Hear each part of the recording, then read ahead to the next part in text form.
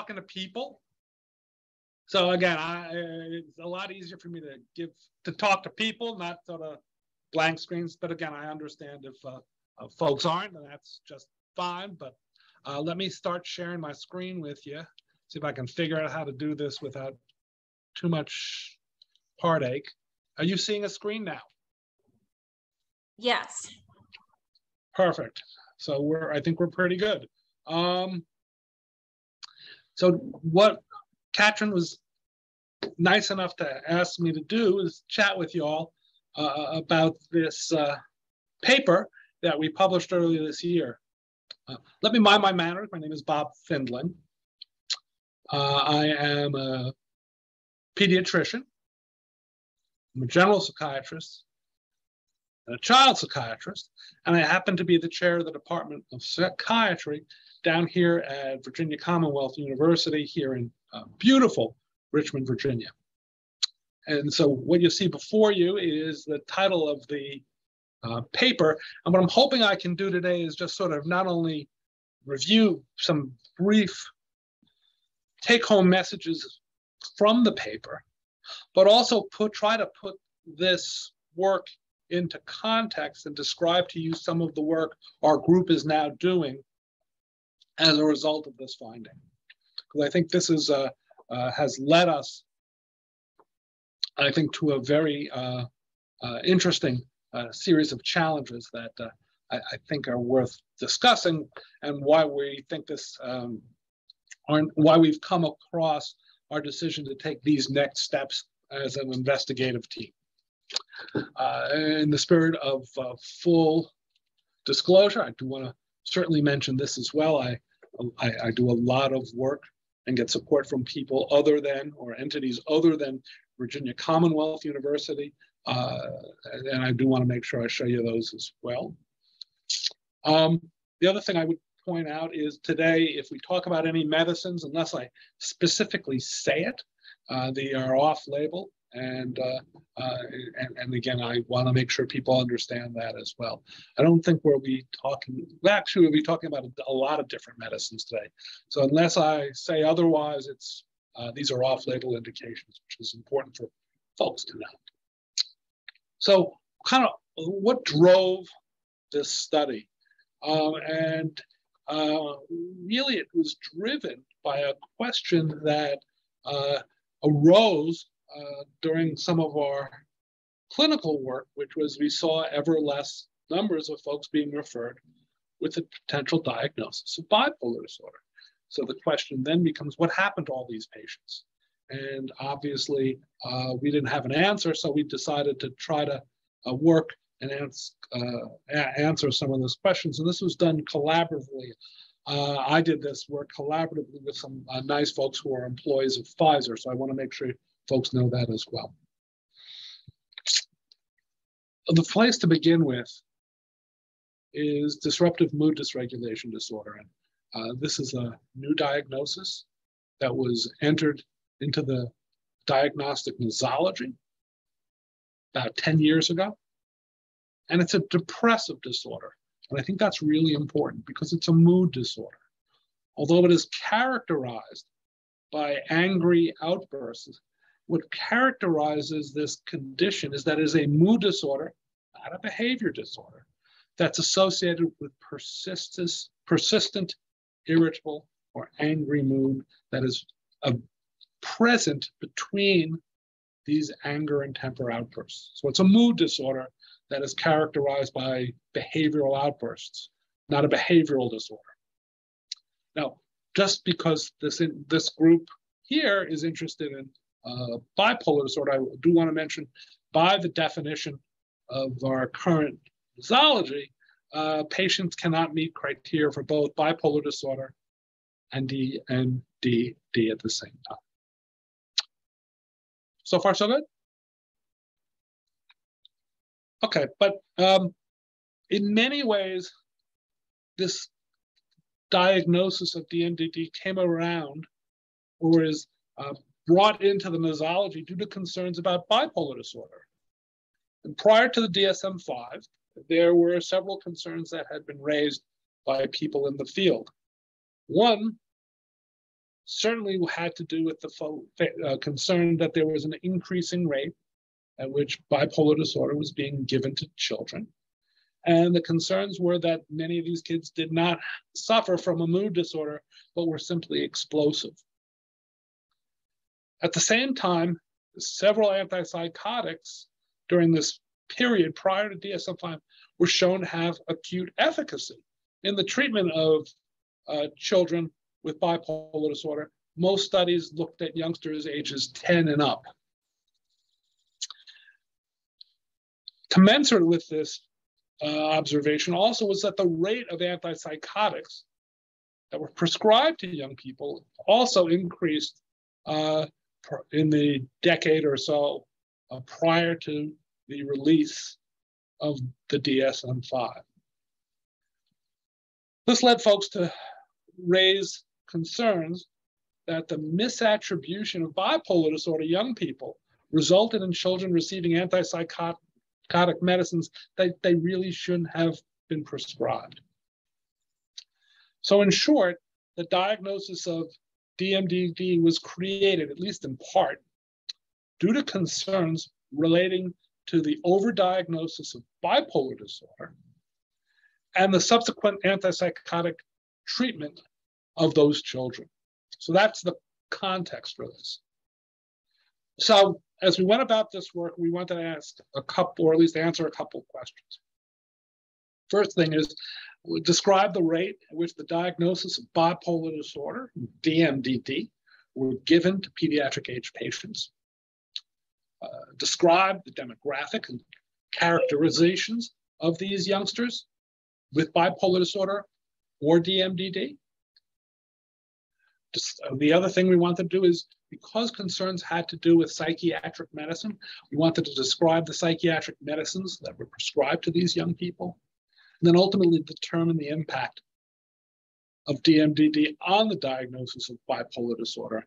And we were able to do this because we had access to a longitudinal data set. So we were able to look at things over time.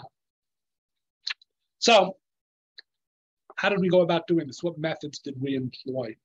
What we did is, first of all, we looked at the period between January 1st, 2008 to December 31st, 2018. So in all, about 11 years. We looked at youngsters ages 10 to less than 18. And we really looked at an electronic health record that focused on multi-specialty medical groups, hospital chains, and integrated medical networks. It's called Optum. And we based diagnoses as the following.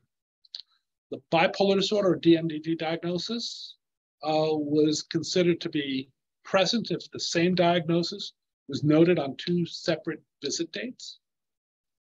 And patients were given the simultaneous diagnosis of DMDD and BID were excluded from the analyses because, as we just said, that really was not permissible per our psychiatric pathology. Because in this data set, the opportunity to code for DMDD was not present until October 2015, we decided to really just focus on 2016 to 2018, and that's a typographical error, was chosen to evaluate the impact of DMDD on bipolar. So that's kind of where we are right now, is we had to make sure that the coding was available. So we didn't start with DMDD when it became part of the nosology, rather when it was able to be included in this data set. So just to talk about a couple of definitions, we were very meticulous and reviewers' suggestions to, instead of using epidemiological terms like incidence and prevalence, we simply used similar constructs such as a new treatment episode. When a clinical visit used that diagnosis, there was a new treatment episode. Or treated prevalence. Again, instead of using the word incidence or prevalence, we added the construct of treatment because, again, we weren't looking at the entire cohort. So Let's talk about the size of this data set and the number of people we're talking about, because I think it makes a difference. Between 2008 and 2013, there was about 11,500 patients with bipolar disorder, quite a few in this data set.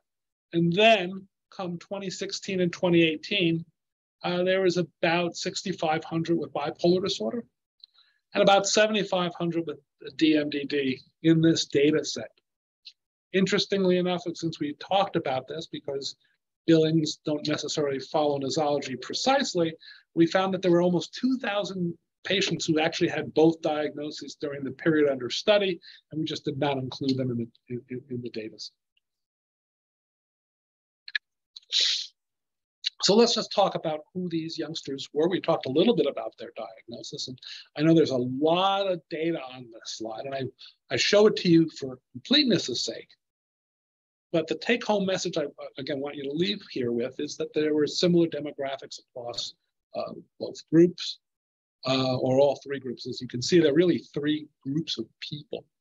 The first is patients with bipolar disorder who were present in the data set prior to the entry of DMDD into the nosology, and that's kind of in our first two columns.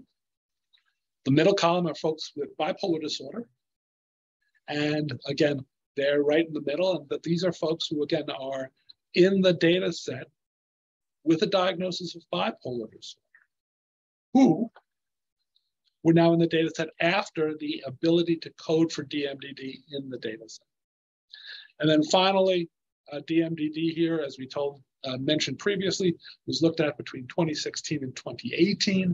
And again, the reason for and these numbers here sort of talk about the story that I just had mentioned in the previous slide about the size of the number of patients we're talking about. As you can see, the demographics are pretty similar as far as age, gender distribution, race, and ethnicity. So so that's why I wanted to show you this slide, just so I could tell it to you, but I always like showing data. And of course, this paper is available online, and people are absolutely free to roll up their sleeves and take a look at this in more detail. I'm trying to make this conversational, and so I'm giving you sort of the take-home messages here instead of going through each piece of data line by line. Psychiatric comorbidities, I think, is important. The first thing is that psychiatric comorbidities in this data set for patients were common, regardless of the diagnosis they had. And here, for bipolar disorder, there was a high rate of comorbid psychiatric diagnoses, whether you looked at these youngsters between 2008 and 2013, or between 2016 and 2018. And then for DMDD, there is, again, a very, very high, almost uniform group having a comorbid psychiatric conditions. Although the rates of comorbidity were very high, what I want to bring to your attention here is that behavioral disorders, externalizing disorders, seem to be higher in DMDD than compared to bipolar disorder. So just to draw your attention, let's just sort of look at this data-laden table. If you look at attention deficit hyperactivity disorder, you can see that there's about 50% of folks who have ADHD in the bipolar disorder group, regardless of whether or not they're in the first group of folks prior to the advent of DMDD or the second group that were recruited after. Conversely, if you look at DMDD, the rate of ADHD comorbidity was higher at about 72%. So you can see that why I felt comfortable at least pointing to your attention that behavioral disorders seem to be higher in DMDD as comorbidities than compared to bipolar disorder. Though, as you can also see, the rates of comorbidities were quite high for both conditions and for bipolar disorder, regardless of which subcohort we're talking about. We also found that these youngsters really had some substantial challenges. A good number of folks with bipolar disorder during the period of 2016 to 2018 ended up coming to emergency rooms, and others end up being hospitalized. Again, at relatively high numbers. I would just point out that quantitatively, more folks with DMDD were hospitalized than those with bipolar disorder. So again, these are youngsters who are really oftentimes having challenges of relatively impressive dimensions that require hospitalization or visits to the emergency room. So now we're going to just sort of talk a little bit about new treatment episodes for bipolar disorder. And I'll show this to you graphically, but I want to just sort of, because it's a lot of information, I want to sort of help present this at least initially piecemeal, and we'll pull it together in a second or so. For the new treatment episodes of bipolar disorder, you can see that the numbers increased, let's say, between 2008 and 2013. And it was a pretty decent number that for number of patients in the entire data set, you had an increase. And I'll show you this graphically in a little bit. But basically, those numbers during the first increase, that number was generally stable through 2015, and then declined in rates. And you'll see, I'll show you that there was an increase in the rate at which bipolar disorder was given to youngsters. It stabilized, and then in 2016 to 2018, it started to decline. For DMDD, you'll see a sharp increase in intake, even between 2016 and 2018. And you'll see that by 2018, the new treatment episodes were higher for DMDD than bipolar disorder. And so I promised you I'd been showing to you with some concepts piecemeal, but let me show you the graphic that comes from this paper that was published. And here it is. Let me just orient you a little bit. We're now talking about new treatment episodes again, and you can see that patients with bipolar disorder are in blue. And as I promised you, between 2008 and 2013, there was a steady or pretty steady increase. And then it looked pretty stable. And then with the advent in this data set of DMDD, you could start watching the rate at which bipolar disorder was listed as a new treatment episode started to decline. Conversely, if you look at the red lines, which is the DMDD group, you can see that there was a rapid, steep uptake during the first 3 years this was available to be coded in this data set. And as you can see, by 2017, the rate at which DMDD was diagnosed was higher than bipolar disorder. Now, if we're talking about treated prevalence, which is analogous, not precisely, but analogous to the epidemiologic construct of prevalence, you can see again that the prevalence of bipolar disorders gradually increased over time. And then with the advent of DMDD, not only did the rate at which DMDD was diagnosed increase substantially, as you see here in the red, but the rates at which bipolar disorder as a prevalence, a treated prevalence, started to decline. Such though that by the 2018 timeframe, the treated prevalence of DMDD in this data set for these youngsters was similar than bipolar disorder. Okay, so I mean, it's a pretty consistent story. Yeah, yes? Just want to make sure I want to stop and right there, okay. One of the concerns that we talked about earlier at the start of this conversation, about 20 minutes ago, maybe a little less, was concerns about medicine and medicines perhaps not being given to folks when the way they're supposed to. There's a question, yes, ma'am? Yes, you asked previously if it was understood that it's the same story. I don't think I followed why it's the same story. The consistent story is that there was a gradual increase in the diagnosis of bipolar disorder until the advent, and then it was pretty stable for a while. And then with the advent of DMDD, it declined. So there are three phases, right? An increase, a relative stability, then a decrease. That it was commensurate with the advent of DMDD. So that's the bipolar disorder narrative. Conversely, there was a rapid uptake of DMDD, whether you see it as new treatment episodes or treatment prevalence. Rapid increase over time. And those are the take-home messages that both graphics, I think, describe reasonably well between treated prevalence and treated incidence. Does that help? Yes. Yes, okay. Thank you. All right. So let's now talk about polypharmacy.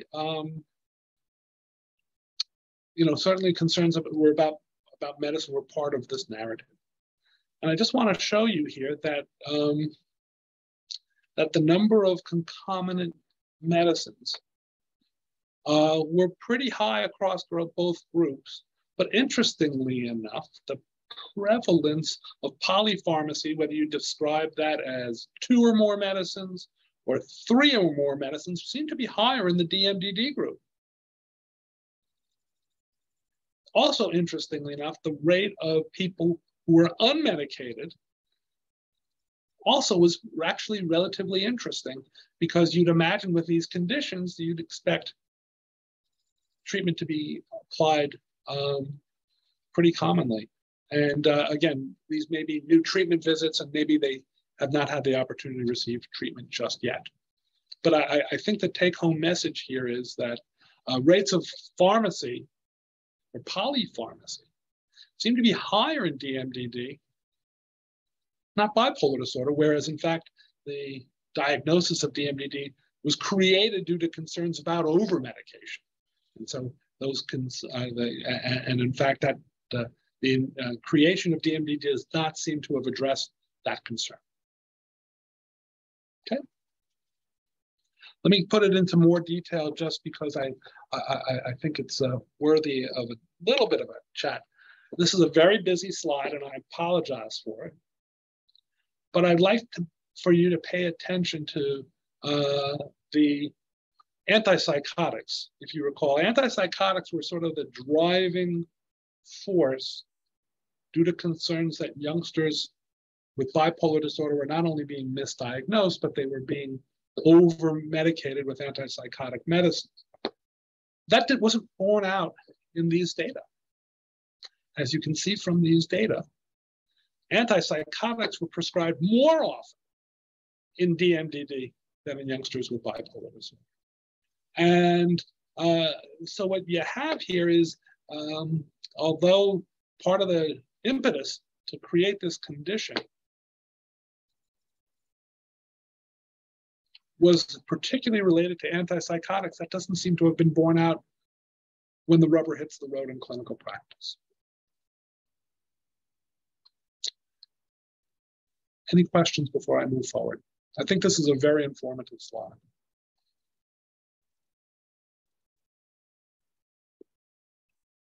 Okay, let me move forward.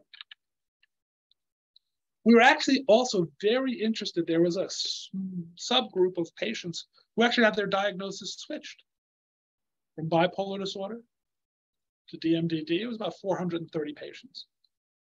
And there was a somewhat smaller group of patients who had their diagnosis switched from DMDD to bipolar disorder.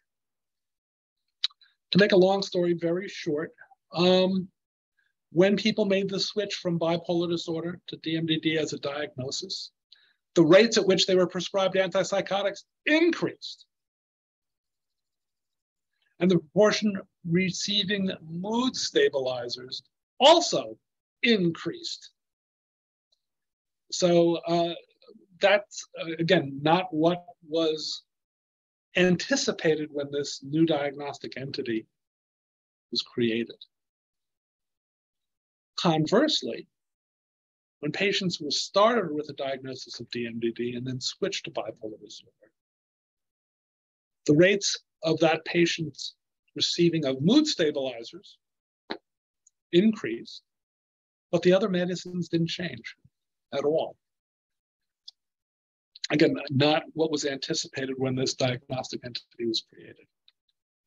Just to put it in lots of detail, it's a very busy slide with two parts. The group on the left, just to orient you, is in the little footnote, but I just took this directly from the paper. It's the cohort that switched diagnosis from bipolar disorder to DMDD, and that's on your left. So they start off with a diagnosis of bipolar disorder and switched to DMDD. Conversely, the group on the subchart on the right were those who went from DMDD to bipolar disorder. And as I pointed out, the rates of antipsychotics and mood stabilizers certainly seem to have gone up for the folks who went from bipolar disorder to DMDD. And similarly, those who, again, switched from DMDD to bipolar disorder, again, you can see the rates of mood stabilizers went up. Kind of what I showed with text previously. So that left us with the impression that DMDD as a diagnosis was quickly adopted into clinical care. Remember those sharp uptakes that you saw there? And it's associated with, at least when compared to bipolar disorder, increased antipsychotics and polypharmacy, a greater rate of hospitalization, and higher degrees of psychiatric comorbidity. So a lot of the, so certainly some of the thoughts about the rationale for creating this condition seems not to have been borne out in this clinical practice. Certainly it's an imperfect study.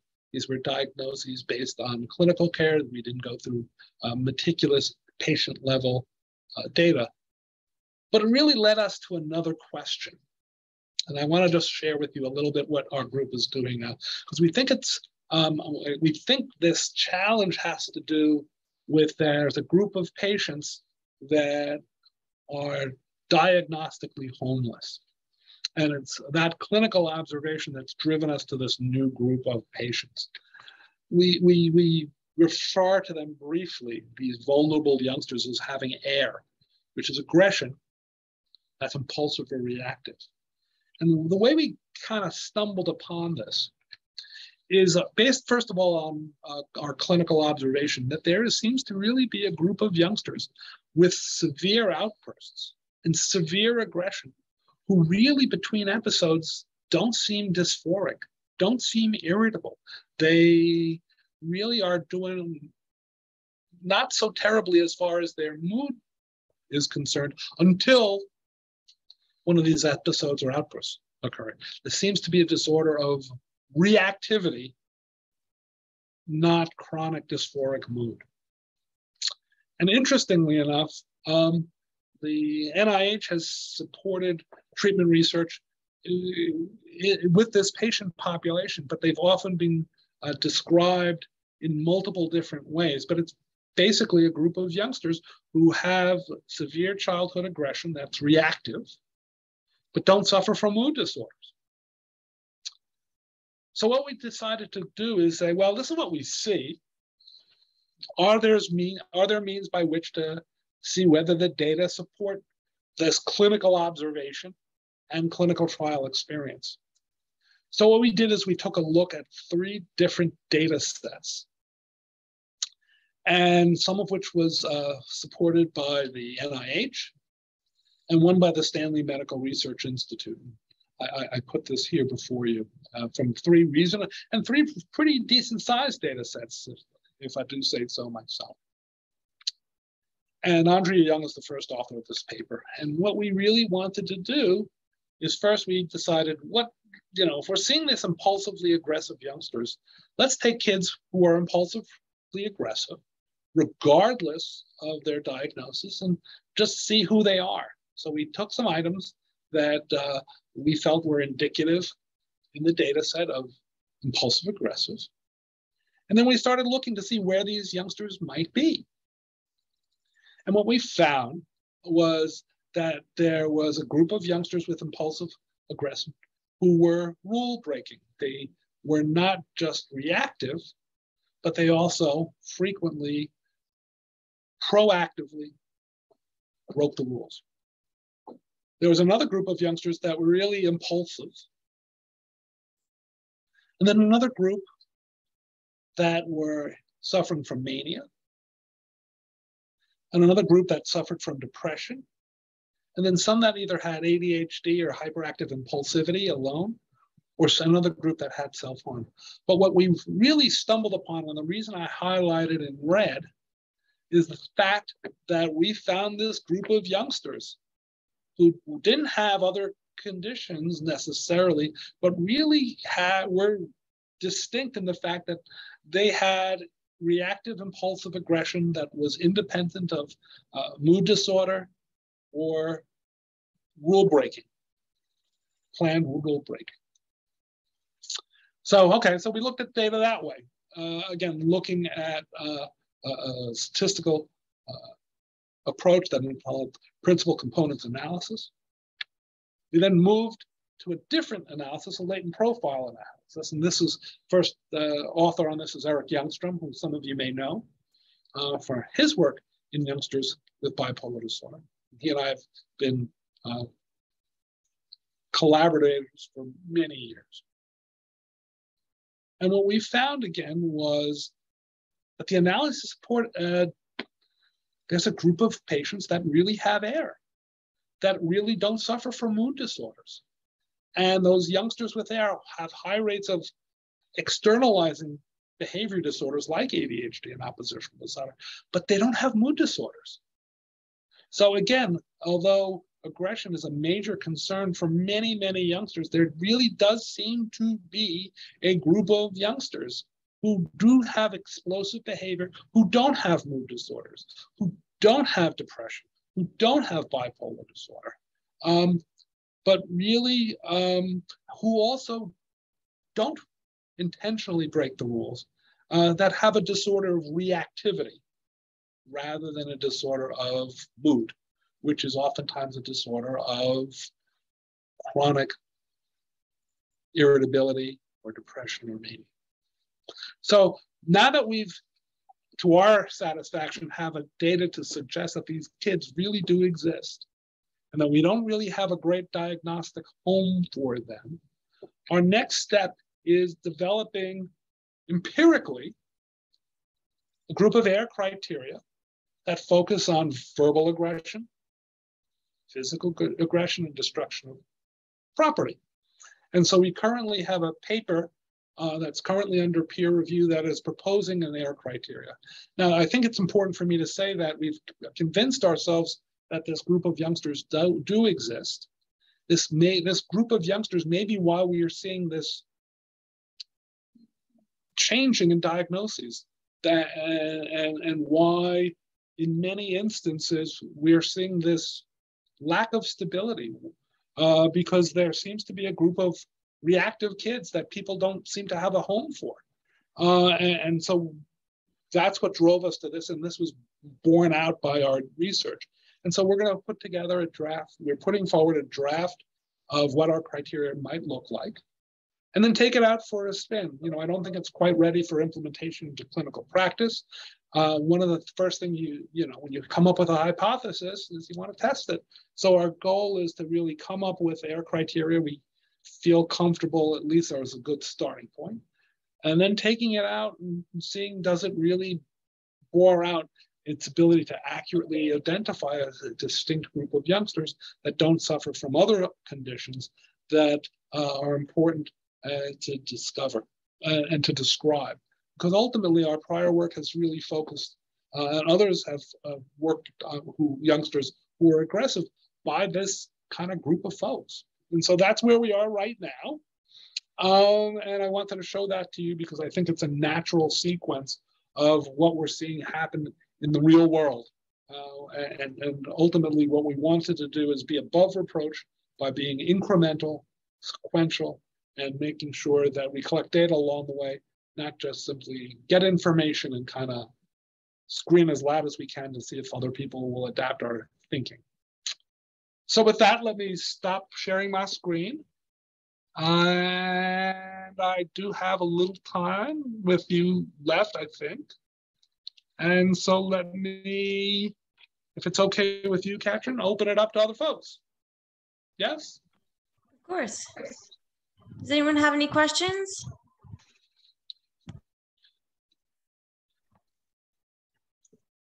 I think Christina had a question at one point.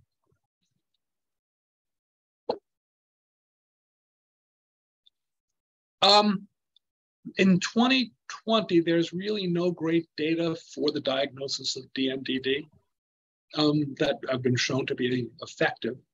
You know, from my perspective, and I guess maybe this is one of the things that drove us, is I really don't see kids with DMDD. I think in my observation, and again, this is one person's observation, so that's not science. Let me make sure you hear this loud and clear. A lot of youngsters who carry the diagnosis of DMDD are these youngsters who are between episodes not irritable. They're actually doing okay, many of whom have comorbid ADHD, so they are perhaps restless and distractible. But they will have periods when, if upset, they will really dysfunctionally explode and do a lot of things that are not in their best interest. And the data to how to treat these youngsters do exist to some degree from the other clinical trials of which we spoke. So I will be the first to tell you, if you focus on the criterion for DMDD, that they are chronically irritable, even between explosive outbursts, I don't see these youngsters. And I've got gray hair to prove it. I've done this for a while, and I really can think on one hand the number of youngsters I see who really have chronic and unrelenting irritability. And so that's kind of what I would tell you is I don't see kids with DMDD. And the data for DMDD about a definitive effective treatment with large impact doesn't seem to be present. There's a small study that talks about the efficacy of escitalopram, but it's a small study. And again, what I would bring to people's attention is the criterion that talks about chronic irritability between episodes is something I just don't see.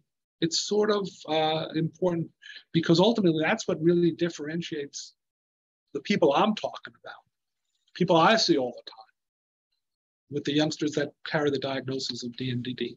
But frequently, because I believe DMDD is now seen as an outburst disorder rather than a mood disorder, that's kind of where these patients are placed. And I think that, and again, this is one man's opinion, whatever that's worth, how those data explain themselves. And it does reflect my clinical experience, one person's clinical experience, that kids who blow up now are given the diagnosis of DMDD, regardless of whether or not they're really profoundly irritable and dysphoric between blow-ups. So that's kind of, I think, if I had to give an explanation based on my own observation, what I think is going on, but it's just my impression, and I don't want to overstate the power of that. So. I think we have some questions in the chat.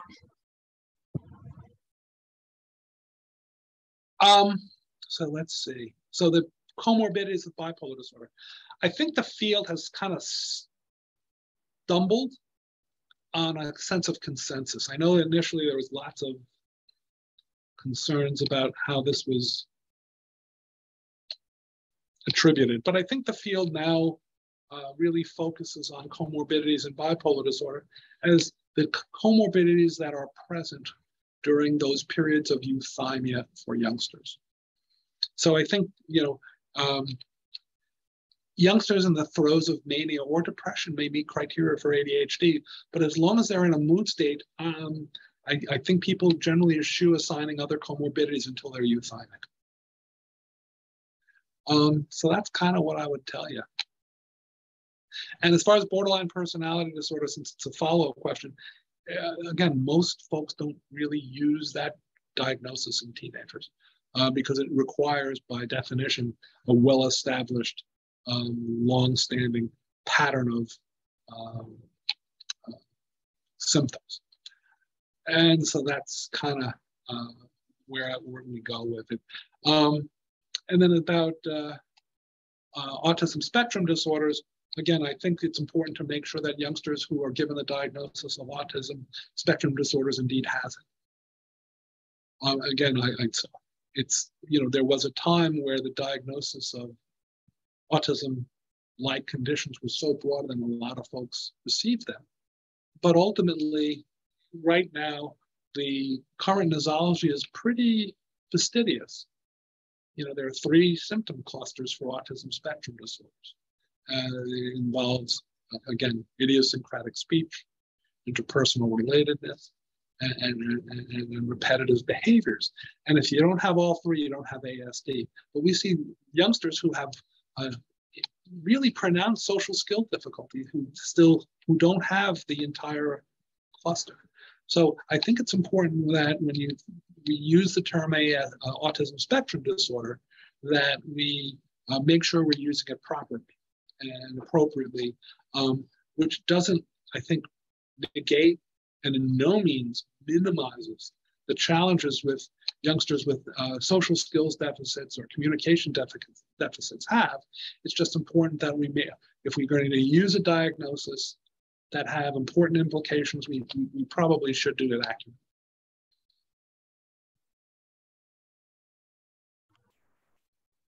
Does anyone have any more questions?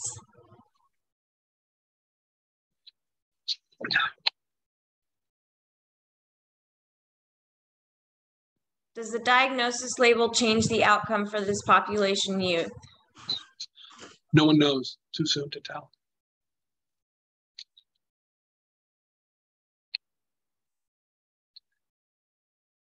It's a great question. These are great questions. Like anything else, it's important that these get answered. And that's quite frankly why we came up with people were asking a question, where do these patients with bipolar disorder go? And this is what we tried to answer it. And that led us to our focus on this group of patients that we've used the term AIR. We didn't want to use anything derogatory or pejorative, but there really is, based on data, not because I see it, because I'm wrong all the time. Well, I'll be the first to tell you that.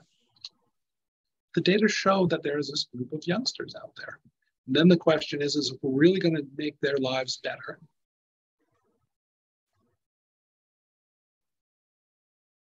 what do you do? And that's what we want to do. Again, that's what we're setting out to do, is answering questions that come up. That's the idea. And I have, I'd love to be able to tell you how many people who are given the diagnosis with DMDD have AIR, and we don't know. The first place to do is diagnose people, come up with an evidence-based nosology so we can answer those questions. Like anything else, diagnoses mean something. And so we've been really fastidious to not just throw something out there and see if it sticks. We're really trying to be very incremental, very logical, not basing our work on our own observations alone, but on observations of multiple people. And that's kind of where we're moving. Thank you, Dr. Findling. All right, well, thank you for having me. I hope, and again, the paper is readily online. All you have to do is go right onto it, and you can have a copy of yourself, of your very own. There's a lot of data, as I showed you today. But we actually did post the paper, so a lot of people got a chance to read it. Good, and it's a good it's a reference. I'm sorry if I had to go through the data a little quickly, Katrin, but okay. Time's limited, and yeah, I want to be respectful of other people's time. Well, thank you so much. It's a real pleasure for that you invited me, and thank you so much again for all the work that you all are doing. So thank you. Thank you. Have a wonderful day. Bye-bye. Bye. Thank you guys for coming. Have a good day.